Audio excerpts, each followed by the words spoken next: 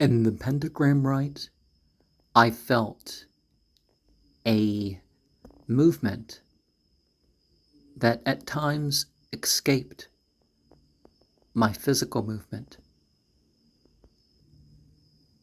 I saw yellow sparklies, spaced apart,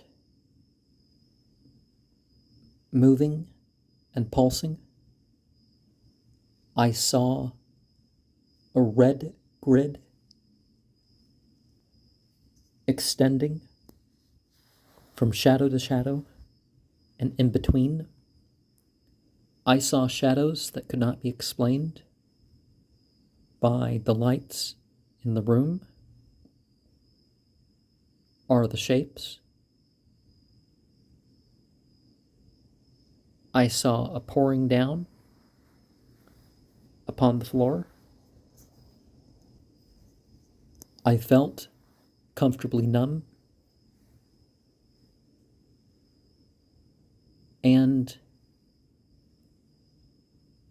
first, from right to left, there was a series of colorful mixture shapes, and towards the last 3 groups of the 8 groups of vibrations, some of this obscured the view.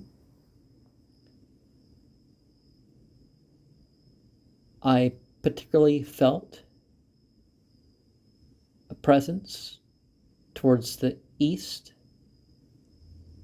and the south. And at the end,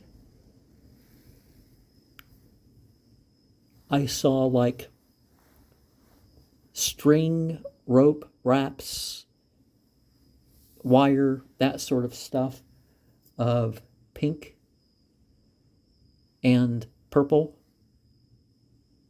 line shapes that intertwined with each other, more curvy shapes and more flat shapes. And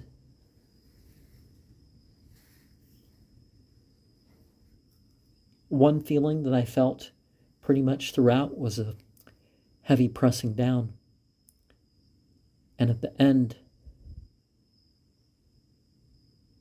after the comfortably numb feeling more or less wore off, I do feel kind of content and not in pain.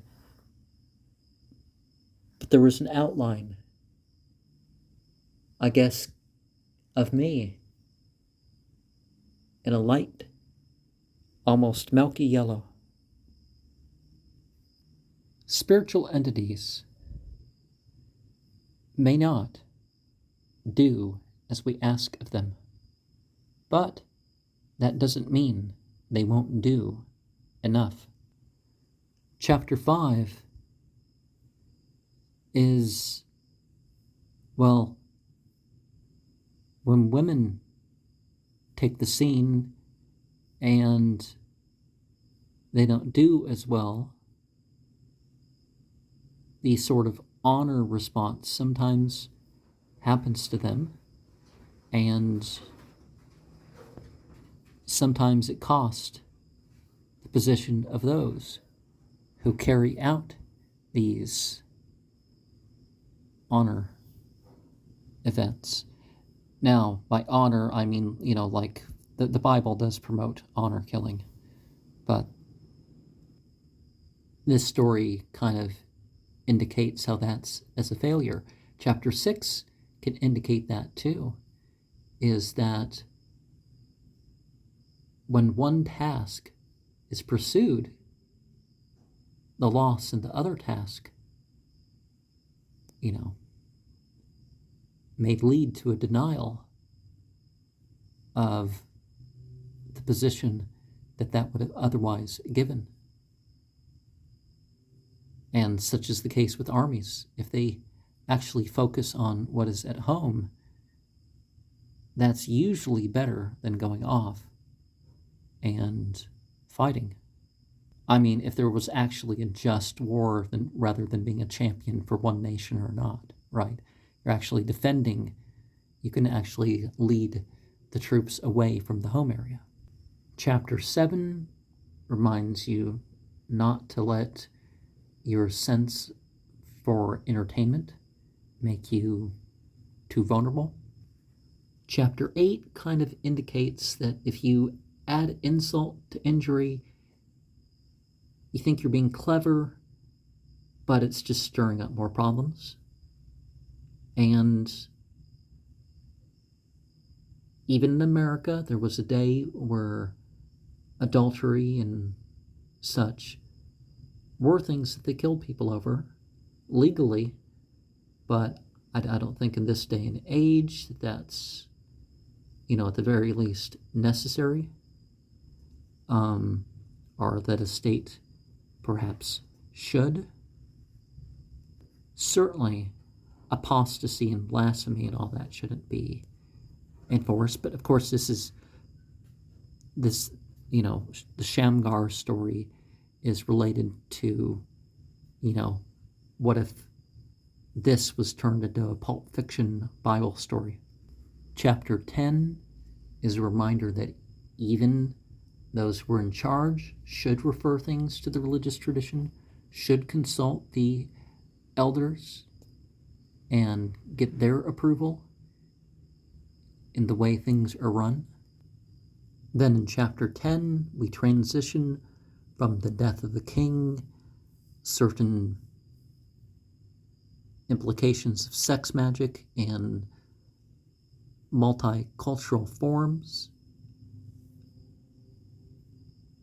in the eyes of, when there was the competition between who was dedicated to this entity and that entity, and it makes its way through sort of unity of all religions, sort of Jesus and Mary, but Mary the wife, not the mother. And then we get the 10 Enochian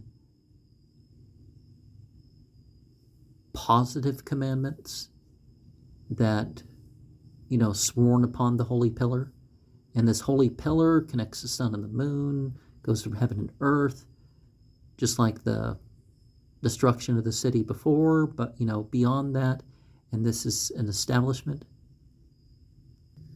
The damaged cedar is restored, and, it closes with those laws.